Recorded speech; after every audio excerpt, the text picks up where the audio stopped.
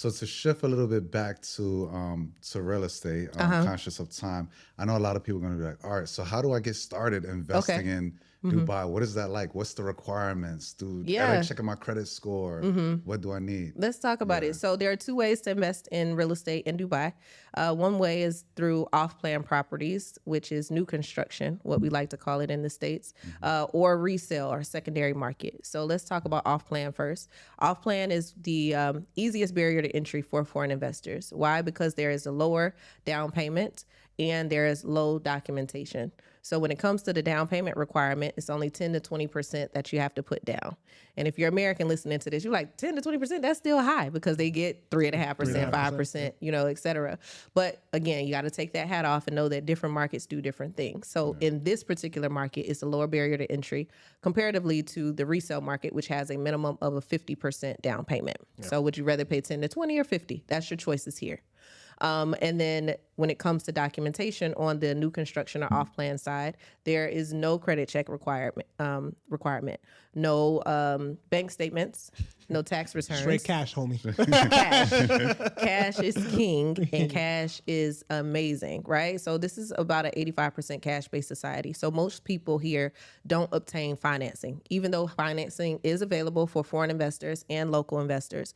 But most people here buy cash. And the reason that they can do that is because they're able to put down that 20% down payment, for example, and then make payments over the construction period of that project. So for example, if a project is being constructed from 2023 until 2026, you're now making payments over those 3 years in cash toward that purchase.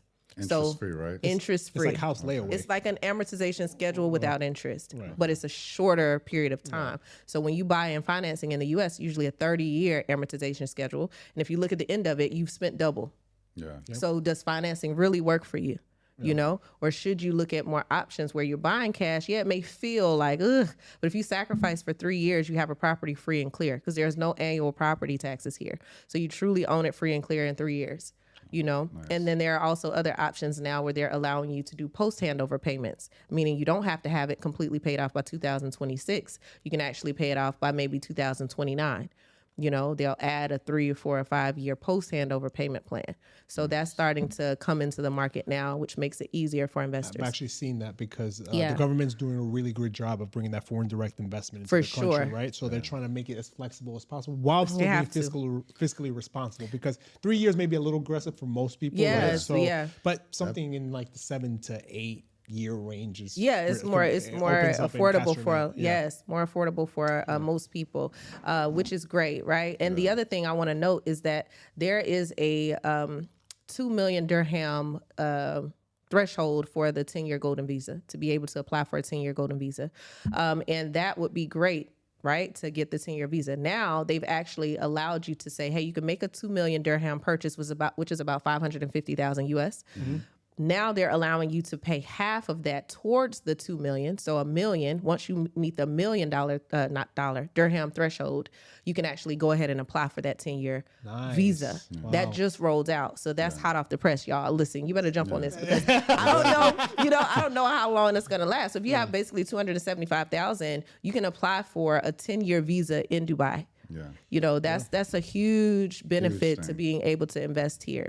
And I just got my golden visa too, but before I met another requirement work-wise. Okay. And then now it's like I'm free and clear. I don't have to be here because of my employer or anything. See, that's the other benefit. Be here as long as I want, and and it's 10 year you just renew it. Yes. And so you're good to go. I'm definitely gonna get on that. Yeah, definitely, because I think that this is a promo. I want you to know that this is not gonna last forever. This is simply for them to double their population by 2030 or 2040, which is what their goal is. So they want to double by 2040. So in order to do that, they of course have to incentivize people to say, hey, come here, come here, come here. But guess what? Once they hit that number, these incentives are going to go away.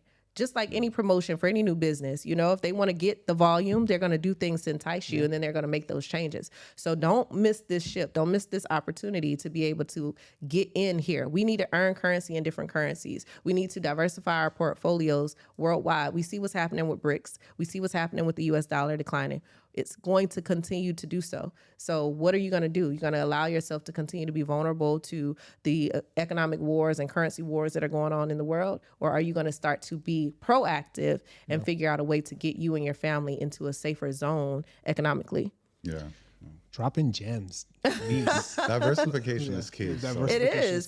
Protection. It is. In our American mindset, we think that we're diversified because we invested in Atlanta and Detroit. Yeah. We got to think outside of this now. It's time to go global with everything that we do.